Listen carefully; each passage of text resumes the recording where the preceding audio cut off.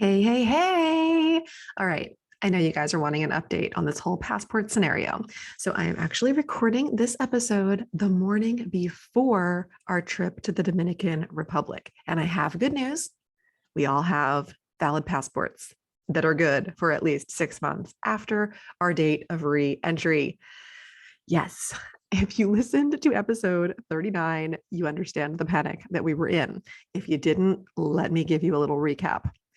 We are no strangers to last minute passport needs. Unfortunately, 5 years ago, when we went to the Dominican last time, and we've been other places since then, thank goodness, and gotten to use those passports, we realized the day before our trip that the kids needed passports, not just their birth certificates. And it was a crazy, crazy time. Listen to the episode if you want to hear about it. We ended up with those passports, and I misquoted on the last episode about it being around $600. It was actually more like around $800, as I was reminded yesterday, because I don't think the prices have gone up that much. Maybe they have. Maybe it was around $600 then, but yesterday it was more. That's okay. We're just so grateful that this is all working out. And this is a scenario where EFT tapping has come in very handy. It's a scenario where mindset, law of attraction, believing in things working out, and putting your focus where you want your energy to go and flow has really been beneficial, which is the whole reason I shared the story in the first place. I don't have a travel podcast. I don't have a travel business, obviously, or I'd know this crap. But I do think that we all come up against situations that require us to dig deep, find the best in ourselves, and work through it with the best mindset possible, even though we just kind of want to crawl under a rock and cry. So when we realized that we needed the passports to be updated for the kids, Jeff's was good, mine was good. All four kids basically needed new passports. That was March 6th. Today is March 22nd. So we have had a little over, 2 weeks? Is that right? I can't math. So yeah, 2 and almost a half weeks between when we learned and when our trip is on the 23rd. So our first thought was, okay, last time we didn't realize this until less than 24 hours before our flight, and we figured it out. We have 2.5 weeks now. We will figure it out. So we realized on a Sunday, and we couldn't do much as far as calling the passport office until Monday. And again, thankfully, we have weekdays involved, because if we had had this realization last time on a Saturday or Sunday, and like if we had the realization on a Saturday and we were leaving on a Sunday, we would have been screwed. We had the realization on a Tuesday and we were leaving on a Wednesday. All was okay. Passport offices were open. It was pre-COVID. We were able to just walk in and take care of it, and it all worked out. The universe really worked with us on that. So 2.5 weeks. So my husband calls the passport office on Monday, and he's like, this is not looking good. And so with COVID protocol, things are just different now. So when you listen to this, take that in mind, that things could be drastically different than even what I'm saying, for better or worse. But they wouldn't allow us to make an appointment until it was less than 2 weeks until our trip. And then it was just going to be a matter of where and when they had one. Also, we were informed that we wouldn't have the appointment until it was within 5 business days of our trip.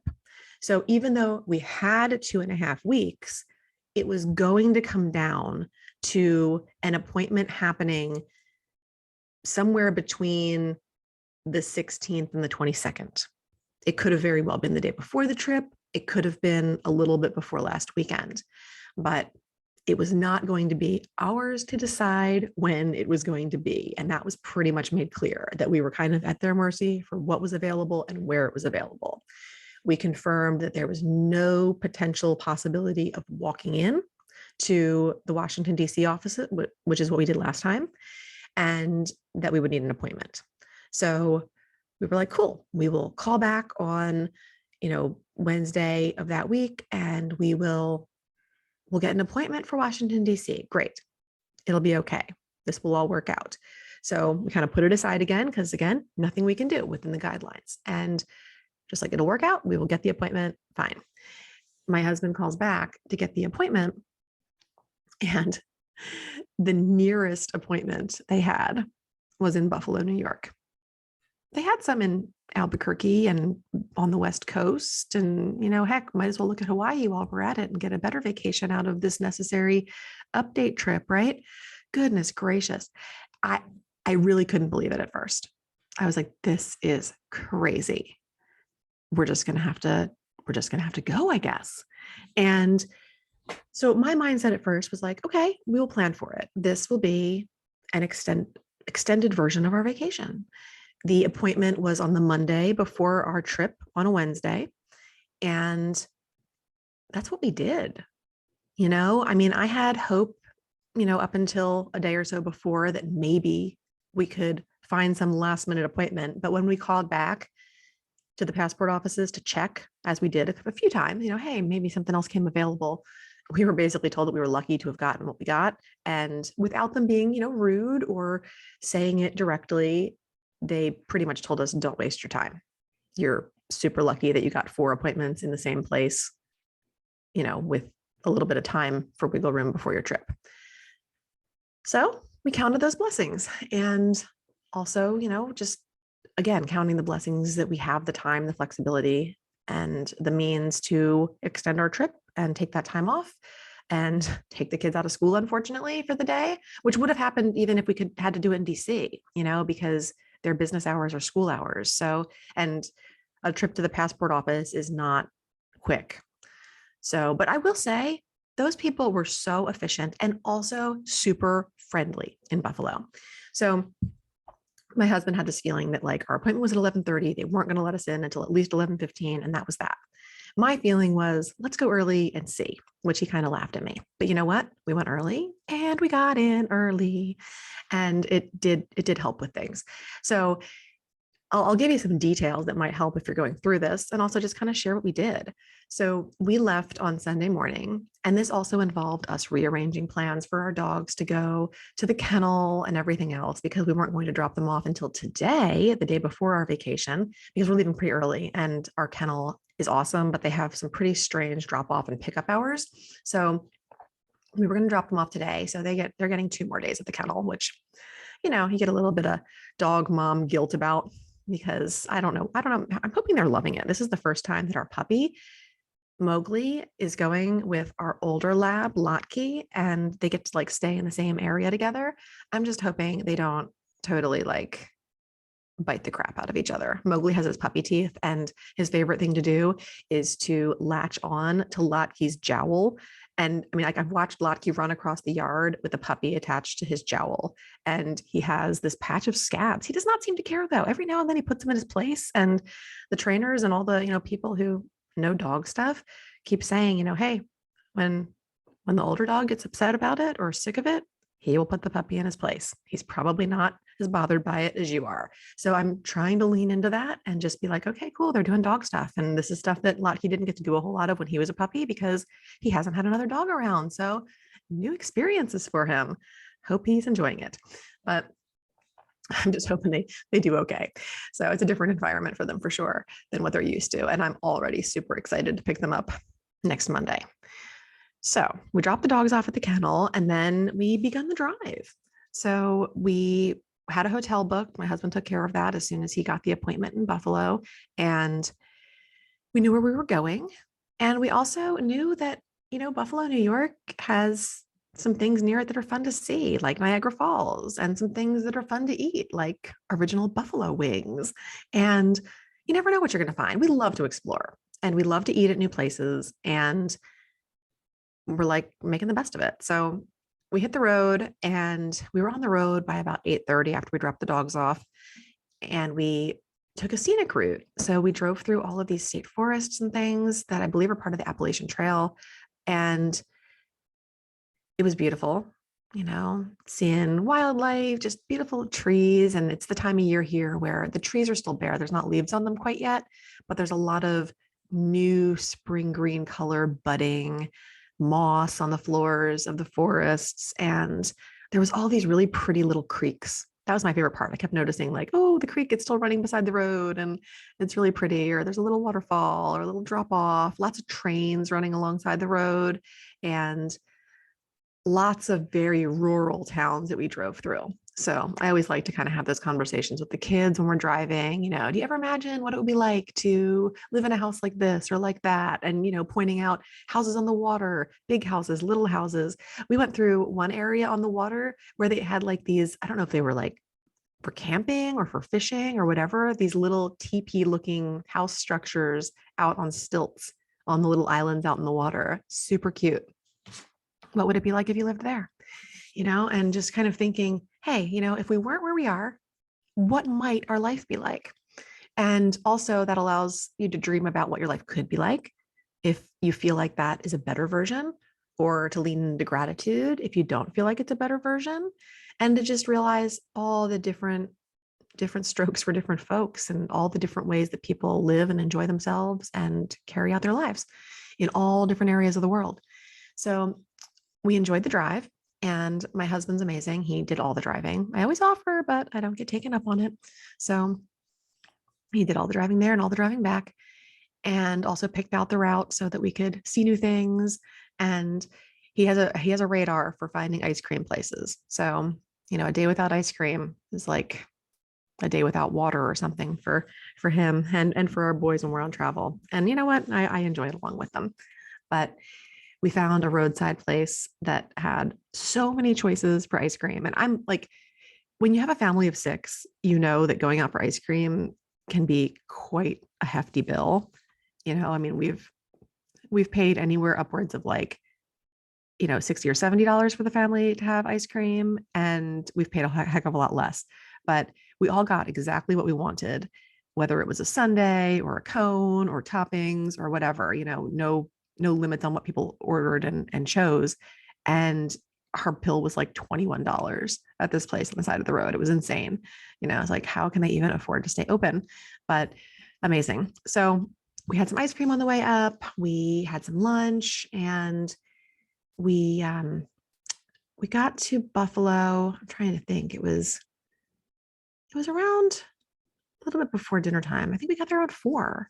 So it was pretty good. We made good time, and we took some stops. It was rainy. We had hoped that we could actually stop in some of the state parks and take some walks. We had an original plan. We're like, okay, we'll stop in each state park that has an area where we can pull off and park, and we'll take a half-mile walk, and then we'll get back in the car. But that did not pan out. Fun idea though. We'll do it another time. But we got to Buffalo earlier, which was good too, because we wanted to go to Niagara Falls. So, we got chucked into the hotel and went down for the happy hour and the snacks and things. And then we went to Niagara Falls and we took a walk. Unfortunately, or fortunately for people that will go in the future, they are building or renovating a brand new welcome center. So that's going to be amazing. And my kids were joking because they had these pictures of what it was going to look like. And it said it was a fully immersive experience, which we were joking about. Nobody wants to be fully immersed in the falls. It's pretty dangerous, but it looks amazing. But that meant that there was a lot of stuff that was kind of cordoned off and pathways that you couldn't walk on right now. But you were still able to get to the main pathway and find your way there. It just made for a little bit of an obstacle, but it will be amazing, I'm sure, when they're done it. So we walked along the falls just on the American side, because unfortunately, even though I think we could have gone into Canada, even with the expiring passports, they're still doing COVID testing to cross the border until April 1st. So we didn't want to waste the time or the money to get a rapid test to go over to the Canadian side, even though I fully believe that it is way more awesome to look at it from over there. But oh well. What I found really cool about going to the falls this time of year is that I've been there several times, always in the summer.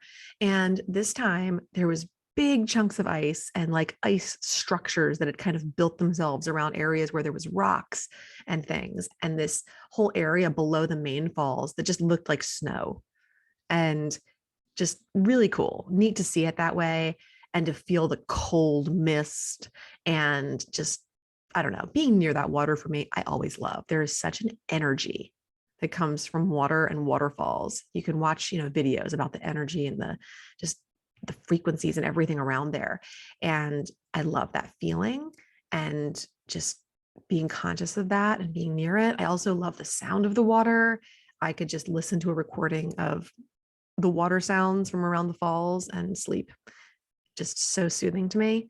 And just being that close to it and seeing the sheer force and depth and just, it's absolutely beautiful, also terrifying, amazing, astonishing. It's so many things. So I love visiting those falls. And it was Jordan's first time seeing them. Last time we were at the falls, he was in my belly. So it was a new experience for him and great to just get out of the car, stretch our legs, see something in a new way, even if we had seen it before. And then we had thought about going to Anchor Bar, which is known kind of as the original place for buffalo wings. And we've been there before. It's great. But along the lines of trying something new, we looked up other places that are known for really good buffalo wings. And we tried a place called Duff's. It was also amazing. So that was fun and really cool because even though we make wings ourselves and enjoy them from time to time here, my oldest son has never really taken a liking to eating them. He doesn't really like the bones in them. He's kind of picky. I always joke that he's pretty much a vegetarian, but he'll, eat a chicken breast from time to time. So I was surprised that he actually really enjoyed them and devoured quite a few. He was like, oh, this is my new thing. Love it. And had a lot of questions about them. Like, are these really good wings or are these just average? Like, how do these compare? I thought they were pretty phenomenal myself. And the sauces were amazing. They have, I don't know, like 10 different levels of sauce, but they get pretty hot pretty quickly. I like hot. I like heat. So does my husband. And, Jaden doesn't mind it. And even my youngest, who will pick it up, is pretty good with some heat, although he was saying they wanted the sauce off this time. So, you never know what people are going to want in our family. Everybody always wants something different. There's always like 6 different versions of even the same meal being had at the table at any given time. But everyone was really pleased. My 12-year-old ended up just getting they had chicken fingers there, but they were like massive. Like if you go to Duff's and you think the kids' meal chicken fingers, because they say there's only 2 of them, is going to be too little. It's like the chicken fingers were like 6 or 7 inches long, but they were like 3 inches wide. They were like patties and they were delicious. So he kept saying, oh, this is amazing. I love it when we try new places and it's so unassuming here, but it's so delicious. I love hearing my kids appreciate places in that way and in such a sophisticated way. So he enjoyed it. We enjoyed our wings, loved getting to see them experience it. And then after that, it's time to wake up that said 12-year-old and get on with the day. We're sending them to school today so that they can at least get this day in since they missed yesterday and they'll miss the rest of the week. But we enjoyed Duff's, and then we went back to the hotel room, got settled in, got a good night's sleep. And I didn't bother setting an alarm. I thought I'd wake up early and maybe, do some things that I like to do, stretch or get a little work done or whatever. But I woke up, went to the bathroom, went back to bed, and no regrets, no second thoughts.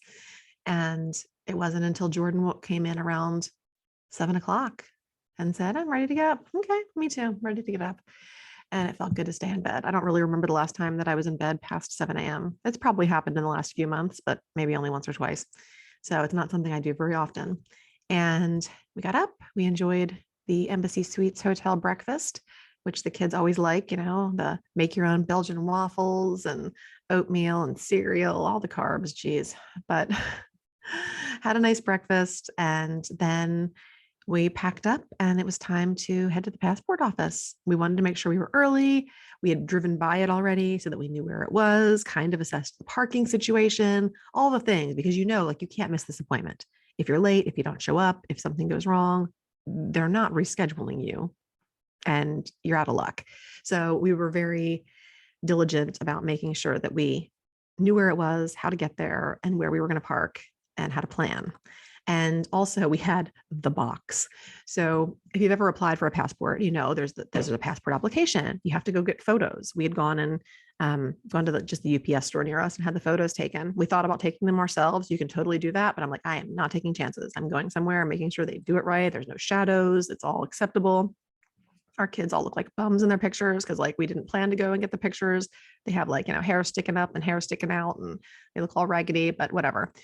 That's their passport picture for the next 5 to 10 years. the 16-year-old was able to get an adult passport. So that's nice. He has 10 years. The rest of them have 5. But there's a lot you have to do and get together. And we were like dotting our I's and crossing our T's twice. We had, extras of the blank forms in case we needed to fill them out again or correct something. We had already filled out the forms because, you need your kid's height on there. You need all sorts of information to be collected. You need their birth certificates, the ones that have the seal on them, the official ones. We had their old passports. We had those passport pictures that we had gone and gotten.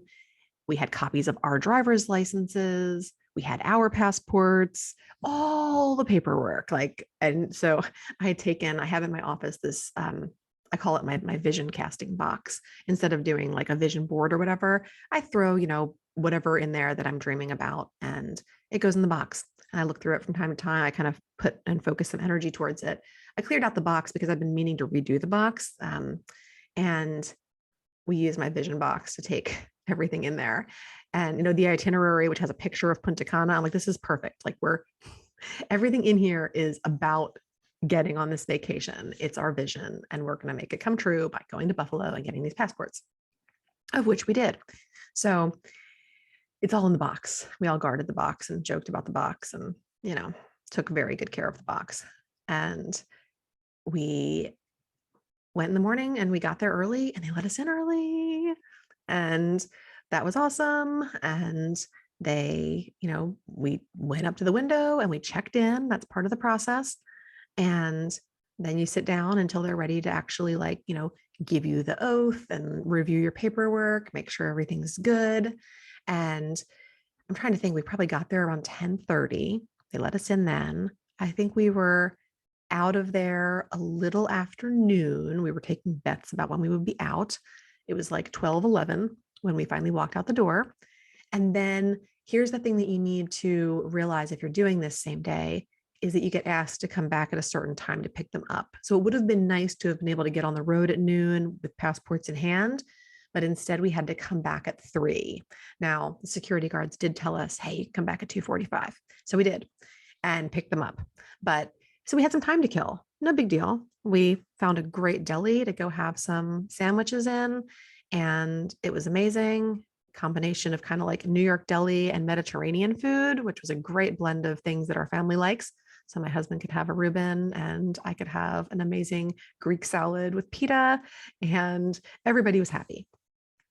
And then we actually went and did a little shopping. We had time, and my youngest needed some new pants, and we were looking for a few last minute things for vacation. So we did a little bit of shopping. And then, you know what I said about a day without ice cream? We found a place that was kind of signature to the area. It was called Anderson's. So we had lunch at Sue's New York Deli, and then we had custard and ice cream at Anderson's, and both were delicious. Highly recommend. So, and then it was time to go back and pick up the passports. So we did that, and then we got on the road. We knew we needed to pick up some milk because we were going to be home for today, and the kids use it for all different things. And we were on our way. So, a little stop for gas on the way home and to pick up milk and to grab dinner. I ate my leftovers from lunch. I had so much. My salad was enormous. It was like a chicken souvlaki Greek salad. It was delicious, but I ate it for both meals. But everybody else needed a little something for dinner. And we were home by a little after 10:30 at night.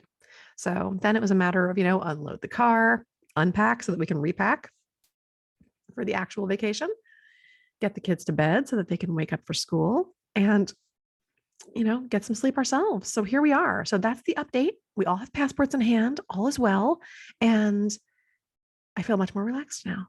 And if you have to go through this, I hope that some of our information and insights have helped you. Please let us know if you have. I'd love to hear your stories and know that we're not alone in our planning issues and lack of foresight with some of this stuff, but it all worked out anyway. And we enjoyed a couple of days in Buffalo, all is well. So the mindset helped out a lot there. And thanks for listening. Have a great week.